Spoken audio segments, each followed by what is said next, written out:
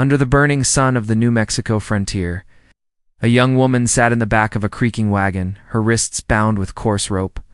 The dust clung to her tears, turning them into muddy streaks on her pale face. Around her, the world was silent except for the groaning wheels and the whinny of tired horses. Her father rode ahead, his shoulders stiff with guilt and shame, though he didn't dare look back at her. He had made his choice, a choice no father should ever make. For a handful of silver coins, he'd sold his own daughter to men who traded human souls like livestock. The settlement they were leaving behind had turned to whispers when the deal was struck. Some pitied her, some judged her, but none dared interfere. Out here, survival came before righteousness, and a man's desperation could turn even the best of them into something cruel. The young woman's heart had not yet caught up with the truth. It still hoped he'd turn around, that he'd stop and untie her, that this was some kind of nightmare. But when the road curved and his figure grew smaller and smaller, her heart broke like glass under a boot. Her buyers were rough men, drifters who smelled of sweat and whiskey, their laughter coarse and cold. They called her girl and property, their words slicing sharper than knives. The desert stretched endlessly around them, a land of dust and sorrow, where only the strong or the merciless survived. The woman didn't speak. She just stared at the horizon where the red cliffs shimmered like fire, wondering if freedom had ever been more than a dream. By night, the campfire glowed against the darkness. She sat near the flames, hands still tied, the men playing cards and boasting of the profit she'd bring when they reached the next trading post. She prayed silently, not for rescue, but for strength to endure whatever awaited her. Every spark from the fire reminded her of home, of the small cabin where her mother once sang at sunset. Her laughter used to echo before poverty and drought took everything. Now even her name felt heavy, as if it no longer belonged to her. The men drank deep into the night, and their talk turned meaner. She shut her eyes, trying to block out their words, but the desert wind carried every sound clear. Just when she thought the night could grow no darker, sound rose from the distance, a sharp whistle, followed by the thud of hooves. The men scrambled to their feet, pistols drawn, scanning the darkness. Then, out of the shadows, came a figure riding fast. His horse was dark as midnight, his hair long and wild, and the moonlight glinted on the steel edge of a tomahawk in his hand. The men shouted, firing shots into the night, but the rider did not slow. In the chaos, she fell to the ground, her hands scraping against the stones. The rider leaped from his horse, his body moving like the wind itself, silent and precise. One man went down before he could even cry out. Another fled into the darkness, his scream fading into the desert night. The last one stood trembling, his gun shaking in his grip. But before he could pull the trigger, the tomahawk struck the ground beside him, sending up a cloud of dust. He dropped his weapon and ran. For a long moment, only the crackle of the dying fire remained. The woman's breath came in sharp gasps as she stared at the stranger. He was tall, his chest marked with the scars of many battles, his face fierce yet calm. The red band across his forehead caught the firelight, and his dark eyes glowed with something she couldn't name: fury, sorrow, or perhaps compassion. He didn't speak. He simply knelt beside her, cutting through the ropes that bound her wrists. When her hands were free, she looked at them as if they belonged to someone else.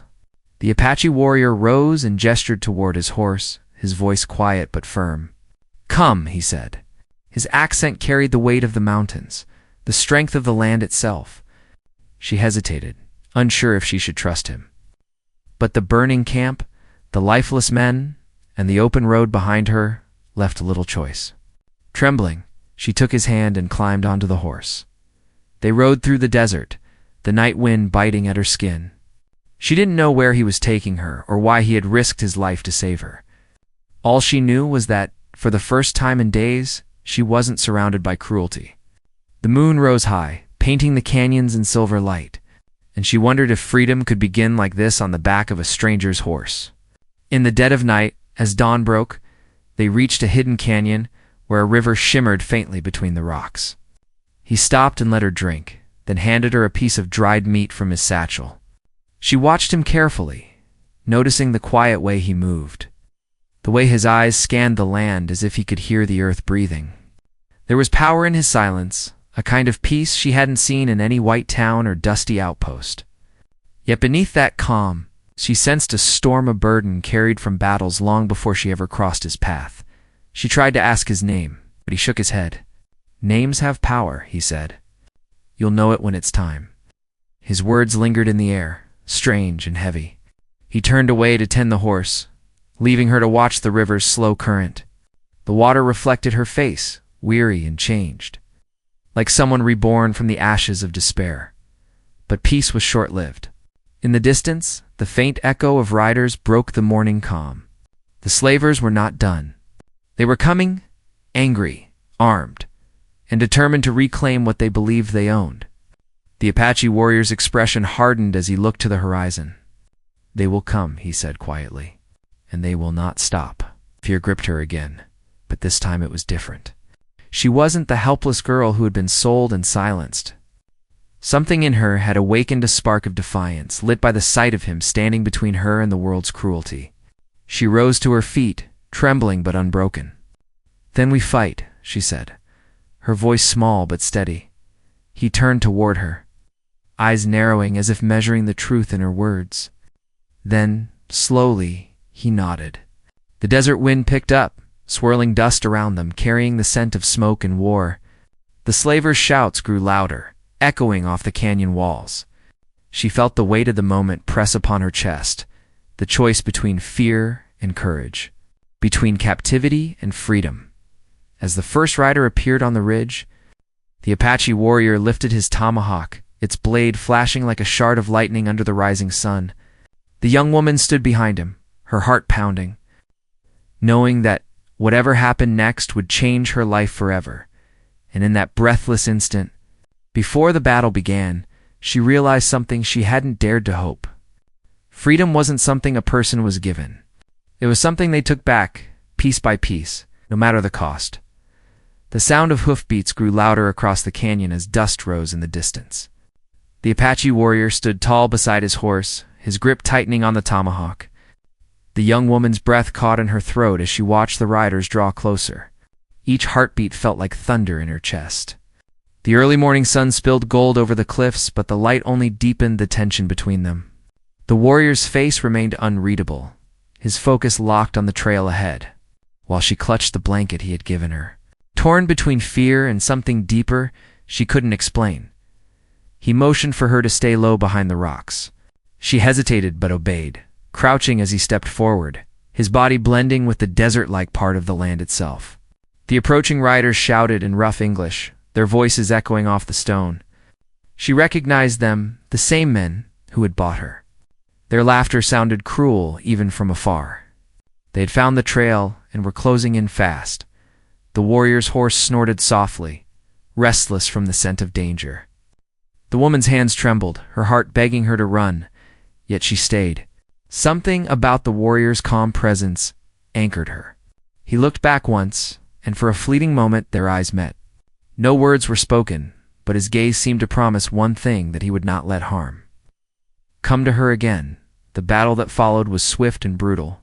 The first rider barely had time to draw his gun before an arrow cut through the air and struck him down.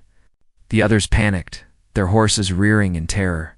Gunfire cracked, echoing across the canyon. The young woman pressed her hands to her ears, ducking as the bullet shattered rock near her.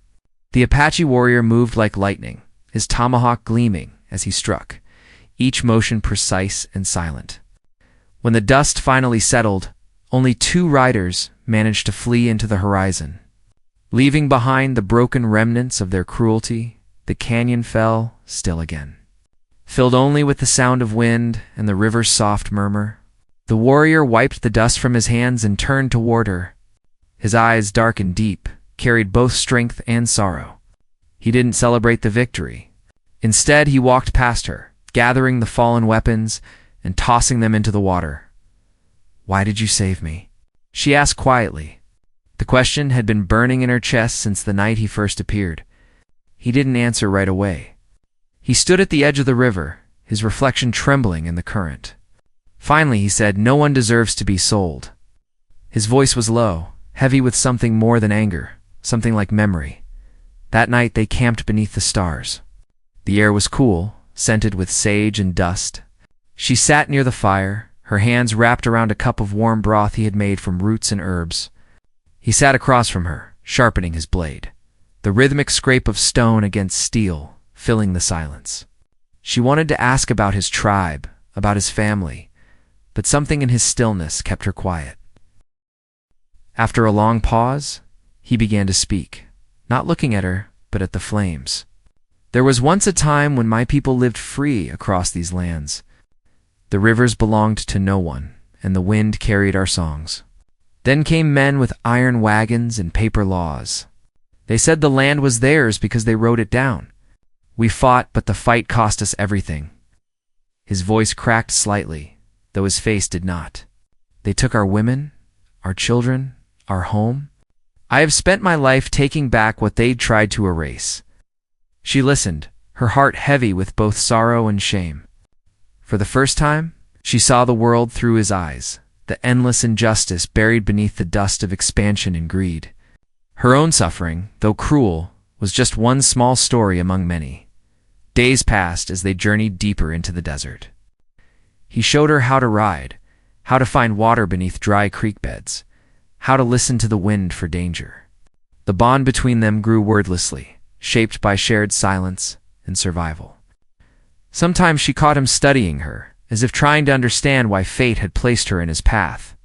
Other times, when she woke in the middle of the night, she saw him sitting alone, staring at the stars, whispering words in his native tongue, a prayer, perhaps, or a promise. The deeper they rode, the more she learned of his world. They passed through valleys filled with petroglyphs ancient, carvings of warriors and spirits, etched into the stone. He told her these were messages left by his ancestors, signs to guide those who came after. Each symbol carried a story, a warning, a reminder that the earth remembers everything. One evening, as they rested near a spring, she found a piece of cloth hidden beneath a stone. It was tattered and faded, embroidered with a symbol she had never seen before. When she showed it to him, his eyes widened in recognition.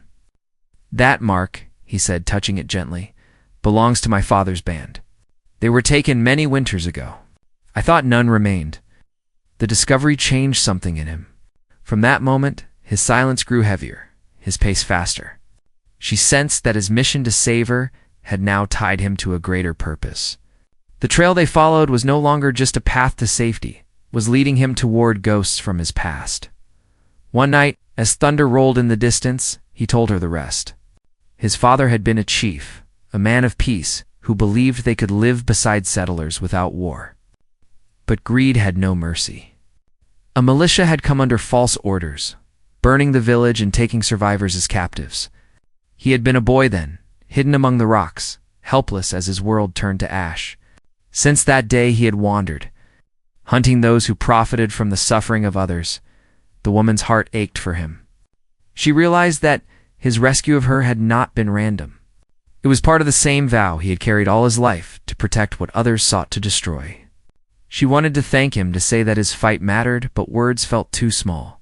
So she simply placed her hand over his as the fire flickered between them. He didn't pull away. The storm hit by dawn, fierce and sudden. Lightning flashed across the desert sky as rain poured down, washing the dust from the earth. They took shelter beneath a rocky overhang, soaked but safe. The warrior looked toward the horizon, where dark shapes moved through the rain. "They're not slavers," he said quietly. "These are riders of my people." Her heart lifted with hope, but he didn't smile. "If they still remember me, they may not welcome you," he warned. "To them, you are part of the world that took everything." She felt a sting in his words, though she knew they were true. Yet she couldn't bear to turn back. "Then I'll face them," she said softly. "I won't hide from what I am." When the rain cleared, they rode out to meet the approaching riders. The group halted upon seeing them, a dozen Apache men and women, their faces painted, their horses strong and proud. One older warrior dismounted and walked forward, his eyes fixed on the man beside her. Recognition flashed between them, sharp and wordless. The air grew tense. The young woman could feel the weight of history pressing between them. The elder spoke first, his voice steady, but distant. "You should not have returned," he said. "The world you left is gone." The warrior's jaw tightened. "Then I will build another," he replied. But before more could be said, a horn sounded from the cliffs above. Dust rose again on the horizon, armed riders, wearing blue coats and carrying rifles. The soldiers had followed their trail. The woman's pulse quickened as the Apache riders turned toward the sound. The warrior's hand reached instinctively for his tomahawk. His eyes narrowing in the golden light of sunset, the fragile calm of reunion vanished. The desert once again prepared to bleed. And as the young woman watched the soldiers advance and the warriors take their stand, she knew the real fight, the one for freedom, justice, and belonging, was only just beginning. The soldier's horn cut the sky like a knife. The Apache riders sharpened into a single line, as if they had trained their whole lives for this moment. The warrior stepped a half-pace in front of the young woman without thinking, the same way a tree leans toward wind to shield whatever grows in its shade. She watched him steady his horse and felt a strange heat move through her chest. In a world that counted people like cattle, he was the only one who had looked at her and seen a person. The older rider who had recognized him spoke in their language, his voice carrying weight. The warrior answered in a measured tone, not pleading, not proud, only certain. The young woman could not understand the words, but she understood the eyes. The older rider kept glancing at her, not with hatred, but with a question he could not put down. She lowered her gaze, not to hide, but to show she meant no harm. She had grown up hearing the frontier told in one voice. Now the desert itself seemed to ask for a different truth. Across the flats, the soldiers formed a wedge.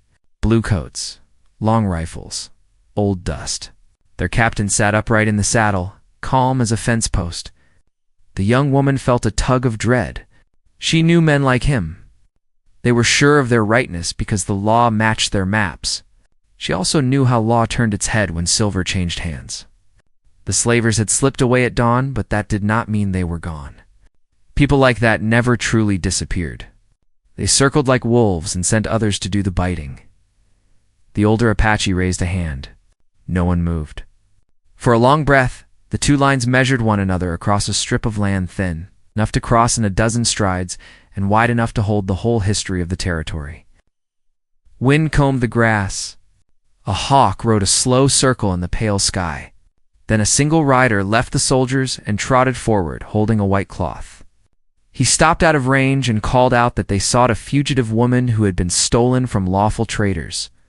He said the army had no quarrel with the band if the woman was returned and the stranger who had taken her surrendered his weapons. The warrior's laugh was soft. Combe was kind and somehow terrible. He did not answer the terms. He asked instead who had told the soldiers that a woman had been stolen and from whom. The rider hesitated, then said merchants from a riverside post had filed a complaint. The young woman felt her stomach turn. Those merchants bought stolen goods and sold stolen lives. She wanted to shout that no paper made that right. She kept still. A wrong word could pull the trigger on 100 rifles. The older Apache spoke to the warrior. To the band, then back to the rider. The words came low and cold. They said the woman traveled free and under protection. They said any attempt to take her would be taken as war. The rider's jaw tightened. He wheeled his horse and returned to his line. The captain did not blow the horn again. He only lifted his arm. The soldiers spread apart, forming a crescent around the canyon mouth. They meant to choke the trail, not charge. The band shifted too, sliding along the rocks where the land gave cover. The warrior guided the young woman to a narrow cut between boulders and told her to stay low, to move when he moved, to breathe when the wind moved. She nodded. Fear had a way of teaching fast. Inside the cut, the stone held old echoes. Scratches marked the wall, where long ago a wagon had scraped through. A spent cartridge sat in the dust like a tooth. The young woman thought of her father in the morning he had looked at the coins in his fist rather than at her face. What had broken in him to make that bargain? Hunger, debt, pride, or something harder to name? She remembered the seasons folding into one another as drought ate their ground. A man could love his child and still be crushed into a choice he would never forgive. The thought hit her like a fall. She did not excuse him. She only understood there might be a chain of losses pulling him down long before she was born. The warrior tapped the rock with his palm and drew her back into the present. He pointed toward a shadow above the soldiers. Smoke. Someone had signaled from the cliff. This meant the band was not alone. Others watched. The older riders' band had scouts in the high places, and the soldiers had a guide who knew the land. The young woman's breath thinned.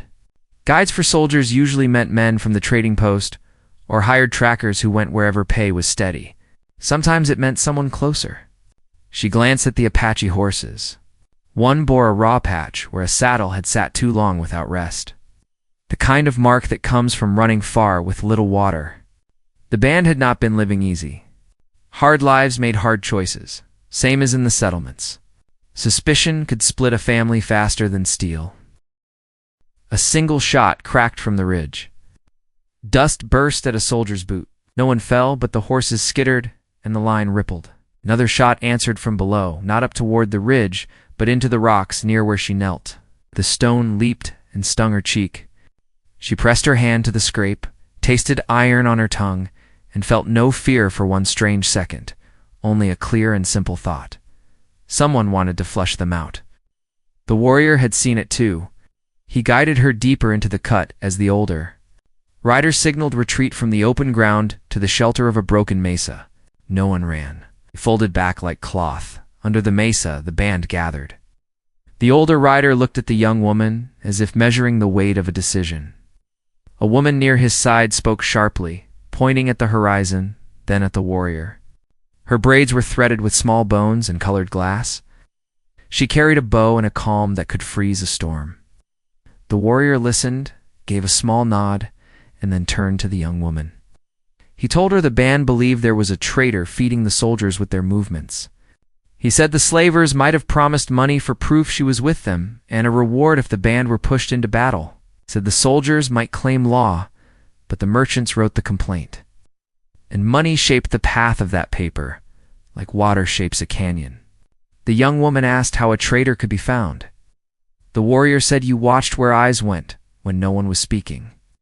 You watched who reached for water first in the morning and who counted horses twice at night. Listened for the story a man repeated too perfectly. She held his gaze. He looked down, almost smiling, then not. He told her to rest while the band planned. She could not. Her heart had too much business to do. A boy of 10 summers brought her a gourd.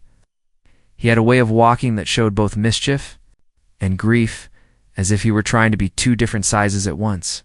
He pointed at her cheek, mimed a wince, and offered a strip of herb to press on the scrape. She thanked him. He traced a circle in the dust with a stick. In the circle he drew 3 simple marks, and then a crooked cross. He tapped the cross and shook his head. She understood enough to know he meant soldiers in danger. He tapped one of the other marks and looked toward the east, where low hills stacked like sleeping buffalo. She guessed he meant a path hidden from plain sight. She glanced at the warrior. The boy grinned, pressed a finger to his lips, and darted away before anyone could scold him. In another life he would have been a child who only worried about fishing and climbing trees. In this life he carried news like a man. As evening thinned, the light, the older rider sent 2 scouts to circle wide, and a third to cut across the flats. The woman with the braids stood watch over the horses. The warrior walked the line of rock and checked every shadow twice. When he returned, the young woman spoke the thought she'd been holding. What if the soldiers had no plan to charge? What if they meant to wait, starve them of water, and force them down to the trading post where there were pens and papers and men who smiled with dead eyes? The warrior listened without interrupting. He said the army learned patience from the land. He also said patience has a price. The band knew where to find water in places no map marked. Moving to it would show their path to anyone watching. He looked at the boy's circle in the dust, where the stick lines had rubbed soft under feet and wind. He looked up at the eastern hills. A flutter of motion on the ridge snapped the hush. One of the scouts waved a strip of cloth in a pattern the warrior recognized. He climbed to a shoulder of stone to read the signal. When he came back, his face held news he did not like. The soldiers had split. Most of them stayed where they were to keep a wall at the canyon mouth. Two small groups had slipped south and north to box the mesa. The guide who led them wore a hat the scouts had seen before in a settlement near the river. Not a soldier. A man with a pale scar like a white thread pulling his mouth tight on one side. The young woman felt the ground tilt. She knew that face. He had been one of the men who took her from the wagon yard. He had not stayed with the slavers when the warrior drove them off. He had found the soldiers and sold a story. He was the kind of man who drew maps with other people's lives. The warrior's eyes met hers. He did not need to ask. She nodded and told him what she remembered. His jaw worked once, then went still. He passed the word along the line. The older rider closed his eyes for a breath, and when he opened them, the softness was gone. He laid out a plan in few words. The band would not be hurted.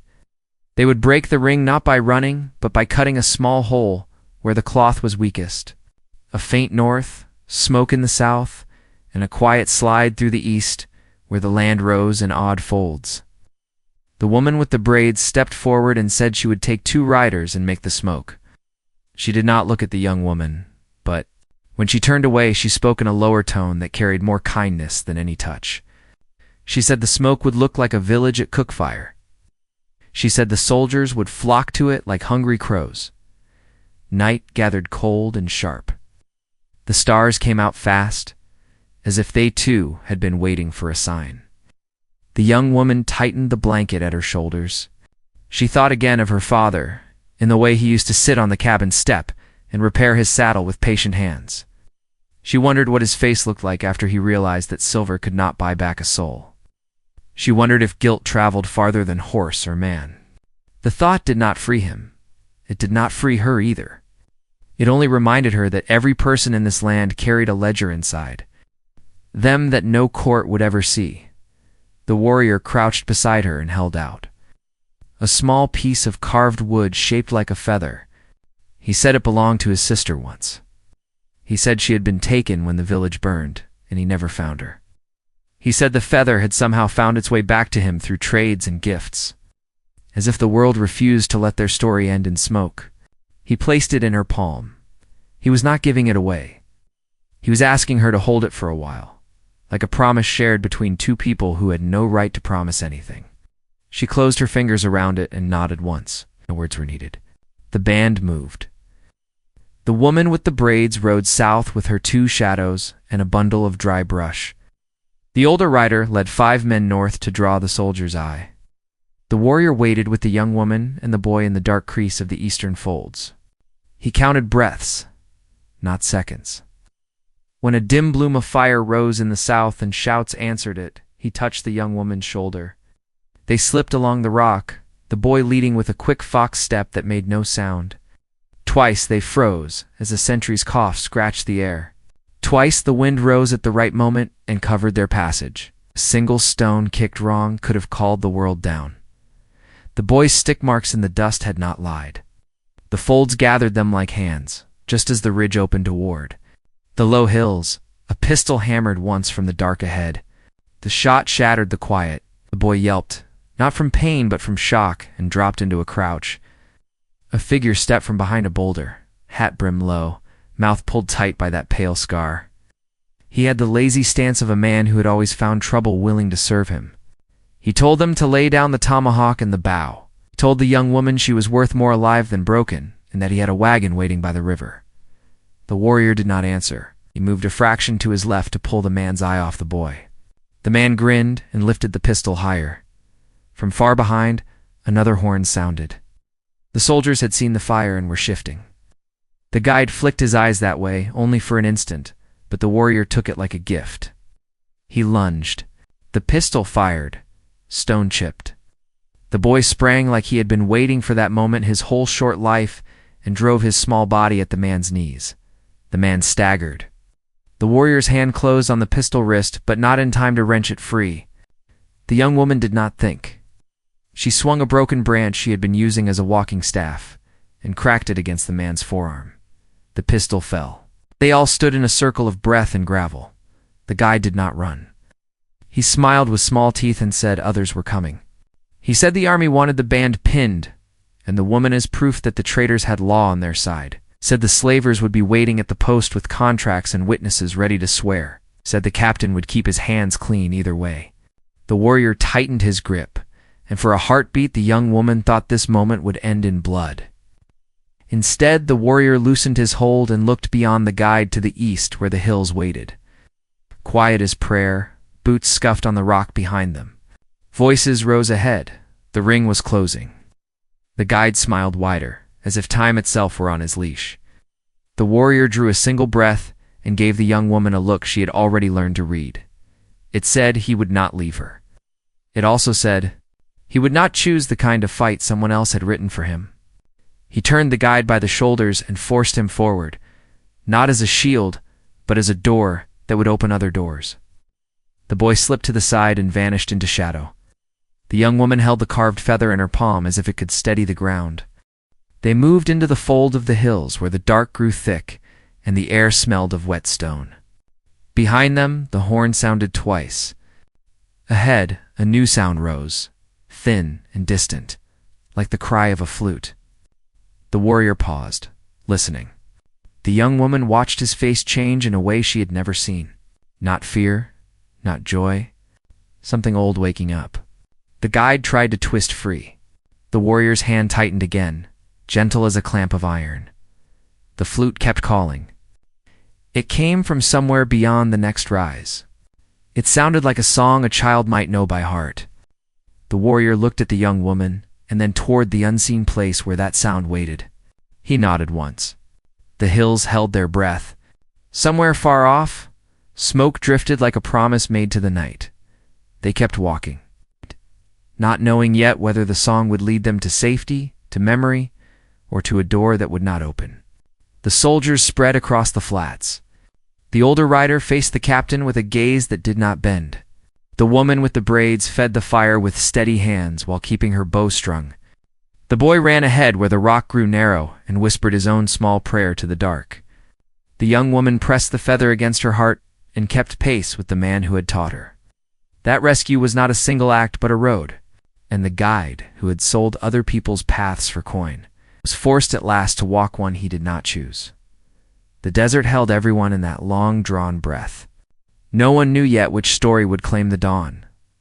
The narrow path twisted upward through the hills, each step leading them farther from the glow of the soldiers' fires and deeper into the land's hidden heart. The Apache warrior kept his tomahawk low, his breath steady, while the young woman followed close behind. The captured guide stumbled over the rocks, cursing under his breath, his hands bound with leather. The boy moved silently ahead, darting between shadows like a small ghost. The night was cold, but the air carried the scent of rain. Hinting that the storm they had left behind might soon return, they reached a plateau where the land flattened and opened toward the distant mesas. From there they could see the faint orange flicker of the soldiers' camp below. Dots of fire scattered like stars fallen to earth. The warrior crouched, watching their movements. "They will march by dawn," he said softly. "They think they have us trapped." The woman's heart pounded. "Can we outrun them?" she asked. He shook his head. "Not outrun. Outsmart." His gaze moved to the east, toward the faint sound of that same haunting flute they had heard before. It was closer now, clearer, as if calling them onward. They followed the sound through a rocky passage lined with jagged stone. The guide began to lag, complaining of pain and thirst. The warrior gave him none of his water. "You sold people for coins," he said quietly. "You can live on dust for a night." The man glared, but said nothing. The woman felt a strange mix of pity and disgust. Once, she might have believed mercy was the only mark of goodness. Now, she was learning that justice sometimes walked hand in hand with silence. The flute grew louder as they approached a bend where the rocks formed a natural arch. Beneath it, firelight flickered faintly. The warrior signaled for stillness. They crept closer until figures emerged from the shadows. Apache riders, women and elders gathered around a small camp. The tune came from a young girl playing near the fire, her song gentle and sad. The warrior's steps faltered as he looked at her. The girl's face turned toward him, and though years and hardship had changed them both, recognition flared between them like dawn breaking over the desert. The young woman realized it instantly. This was his sister, the one he had believed lost. The girl dropped the flute and ran to him, tears cutting paths through the dust on her cheeks. He caught her in his arms, and for a brief moment, the pain of the past years seemed to dissolve into the wind. The band around them murmured with relief and disbelief. The young woman watched quietly, her heart swelling with a strange warmth. Yet even in that fragile reunion, a shadow hung overhead. The soldiers were still coming, and the traitor among them was still alive. The guide shifted, using the moment's distraction to inch backward. The boy spotted him first and hissed a warning. The warrior's hand shot out, dragging the man back by his collar. The sister's expression hardened when she saw the bound stranger. "He brings danger," she said. The warrior nodded. "He already has." The man's defiance cracked into fear as he saw the circle closing around him. "You'll never get far," he spat. "They'll hunt you down before sunrise." The warrior's jaw tightened. "Then we make sure sunrise finds us somewhere they can't go." They moved before dawn, every rider carrying supplies and weapons. The warrior's sister led them through a hidden trail that cut between cliffs so narrow, even the moonlight barely reached. The young woman rode beside the warrior, the wind tangling her hair as they pushed forward. She could see the strain in his face, the battle between protecting his people and protecting her. Each mile drew them closer to something inevitable. She wanted to speak, to ask what he would do once this was over, but the words caught in her throat. There was no after yet. Only now, by midday, they reached an ancient canyon filled with red stone walls, carved smooth by centuries of rain. The sister explained that it was a sacred place, known only to a few. "Even the wind gets lost here," she said. It would give them shelter, but not for long. If the soldiers found their tracks, it could turn into a trap. The warrior knew it too. "We will rest," he said. "Then we decide." The young woman helped the sister tend to the horses. They worked in silence until the girl finally spoke. "You care for him," she said, not as a question, but a statement. The woman hesitated, unsure how to answer. "He saved me," she said softly, "but he doesn't belong to anyone." The girl nodded, her eyes distant. "He has always been that way. Even as a boy, he stood apart. The world took too much from him, and he never let it take again." Her words lingered in the still air, heavy with understanding. As evening fell, scouts returned with grim faces. The soldiers had found their trail. The sound of horses echoed faintly through the canyon. The warrior gathered the group. "We have two paths," he said. "We can keep running until our horses fall, or we can stand where the land favors us." The older riders murmured agreement. The young woman looked at him, her chest tightening. She had seen too much death already, yet she knew this was not a fight they could avoid. "Then we stand," she said quietly. They prepared through the night. The warrior's sister distributed arrows and filled water skins. The boy sharpened spear tips with a stone, his small hands steady. The young woman helped lay stones in a half-circle at the canyon's Asia trap for the first wave of soldiers. The guide, still bound, watched from the corner, muttering prayers or curses under his breath. The warrior ignored him. His focus was on the eastern ridge, where the first glint of dawn was beginning to touch the rocks. Before the sun rose fully, the distant thunder of hooves returned. The soldiers advanced in two lines, rifles raised. Their captain rode at the center, his face calm and certain, the law of men pressed into the metal of his badge. "They come with papers," the warrior said, "but we carry the land." His words rolled low, but steady, reaching everyone gathered behind him. The young woman's heart pounded so hard she thought the soldiers might hear it when the first shots rang out. The sound split the morning in two. Dust rose like smoke as bullets struck the stones. The Apaches fired from the cliffs, arrows streaking down like fire. Horses reared, men shouted, and chaos rippled through the canyon.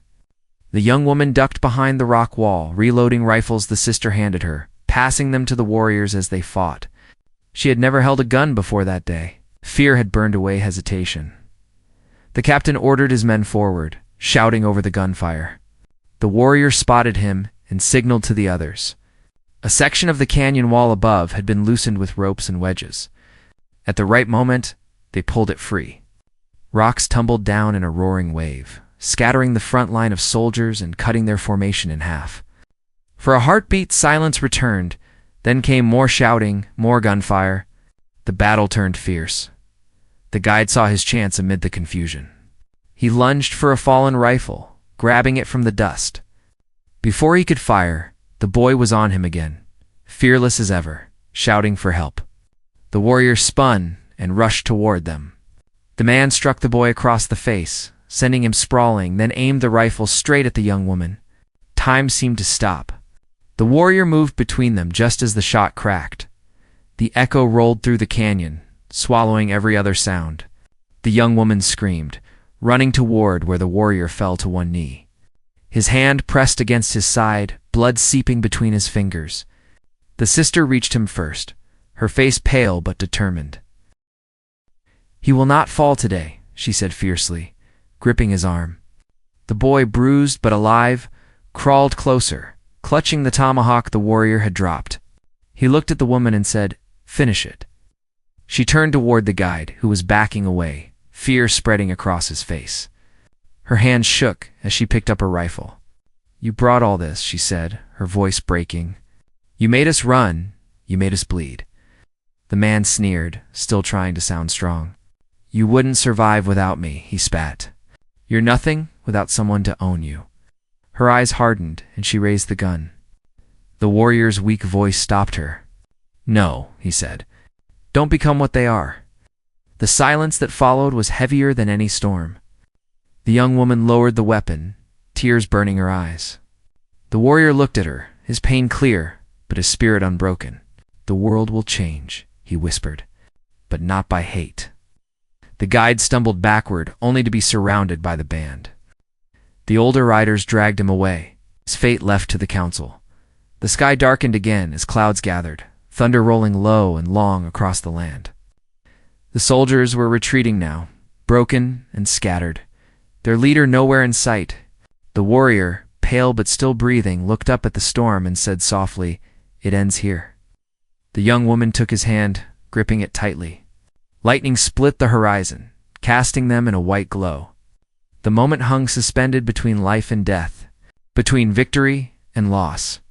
And as the rain began to fall, washing the blood and dust from the canyon floor, the sound of the flute rose again through the wind, soft, mournful, and full of promise, as if the land itself had begun to breathe again. The battle was not yet over, but the heart of it was turning toward light. The next sunrise would decide everything. Rain fell through the canyon like a curtain of silver, washing away the smoke and gunpowder. The air smelled clean again, as if the land itself wanted to start over. The Apache warrior sat propped against a smooth stone wall, his sister pressing cloth against his wound. His face was pale, but his eyes stayed clear. The young woman knelt beside him, her hands trembling as she helped steady him. "You need a healer," she said softly. He gave a faint smile. "The land will heal me." "It always does," but she could hear the pain in his voice. Around them, the Apache band gathered what little they had left. The battle was over. The soldiers had retreated into the mist, broken and humiliated. A few of them had even thrown down their weapons and fled toward the river, leaving their captain behind. The man had been found half-conscious near his horse, his badge lost in the mud. The older riders tied him and took him to the center of the canyon. He didn't beg or speak. The weight of defeat was heavy enough. The young woman helped the boy fetch water from a small spring nearby. His face was bruised, but he moved with pride, no longer the shy child who hid behind others. When he handed her the water, he whispered, "He will live." The spirits were with him. She smiled and touched the boy's shoulder. "You were brave," she said. "You saved him." The boy shook his head. "He saved us first." When she returned to the fire, the warrior's sister was humming a quiet song. It was the same tune that had carried through the night before the song, that had drawn them to this hidden camp. The melody was soft and full of hope, a sound that seemed to mend something inside all who heard it. The young woman sat close, holding the feather he had given her.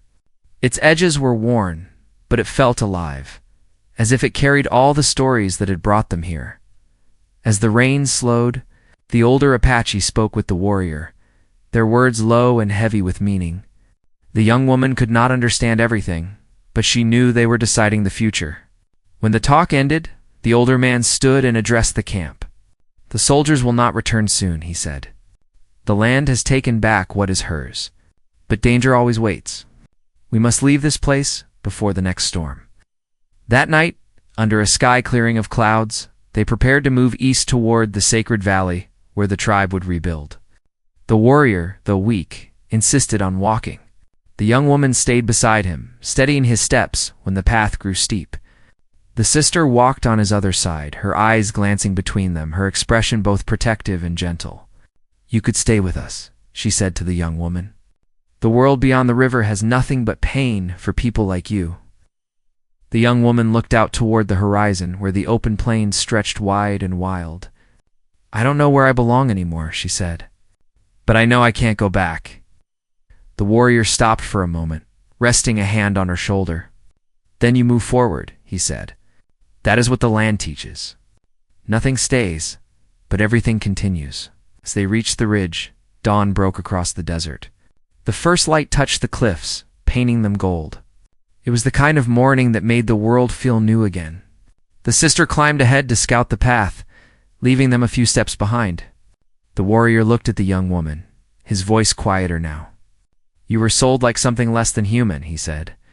"But you walked through fire and came out stronger. No paper or coin can name your worth again." She swallowed hard, her throat tight. "You saved me," she said. "You gave me back my life." He shook his head. "No, you took it back yourself." His words filled the space between them like light spilling over stone. For the first time, she believed them. They reached the new valley by midday. It was green and wide, fed by a river that ran clear and deep. The Apache began to set up new shelters, tying poles and weaving branches for roofs. Children laughed as they carried baskets of water. The young woman helped where she could, learning to grind corn, to weave mats, to mend what had been broken. Slowly, she began to feel part of something again, a place not owned by anyone, but shared by everyone. The warrior recovered slowly, his strength returning with each sunrise. Sometimes she saw him standing by the river, staring into the water as if speaking to it. When she asked what he thought of, he said, "I listen for the land's forgiveness." She didn't understand at first, but over time she saw it tooth away the earth held memory, both sorrow and peace. Weeks passed, and the season began to change. Grass sprouted along the banks, and the nights grew softer. One evening, the boy came running to her with excitement. "The soldiers have gone," he said. "They left the post by the river. They said the land is cursed now." The young woman smiled faintly. "Maybe they're right," she said. "Or maybe they just realized it belongs to someone else."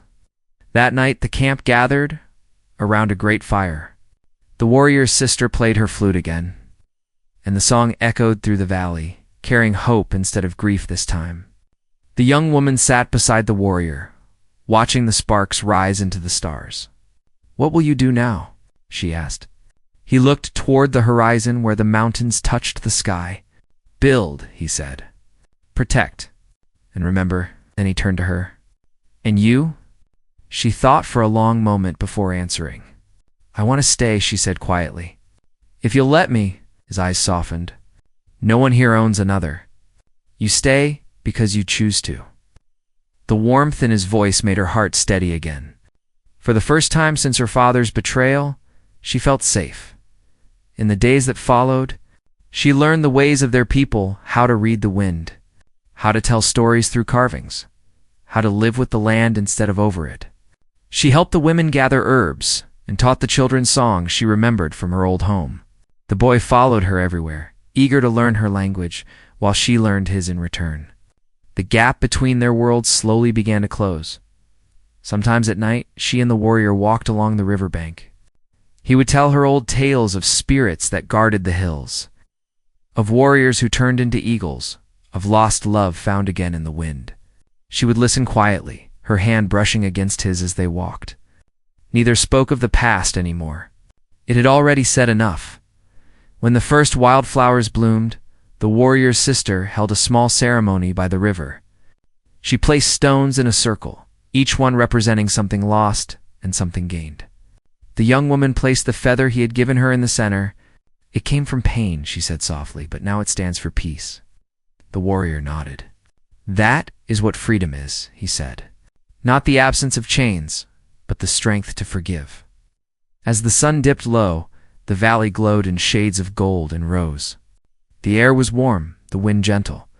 The young woman looked around and realized that this land, this life, was no longer strange to her. It had become her home. She turned to the warrior and smiled.